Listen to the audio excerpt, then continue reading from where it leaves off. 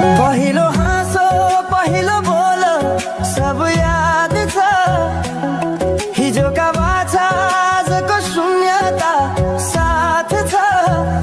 जीवनको रंग नै हरायो अचानक, तिमी बिना बाँच्नु पर्यो कति कठिन। हावाको लहरमा सुन्छु तिम्रो आवाज, शून्य कोठामा प्रतिध्वनि जस्तो गाजा। सम्झनाको बादल मनमा जम्छ, रातको निद्रा फेरि कहाँ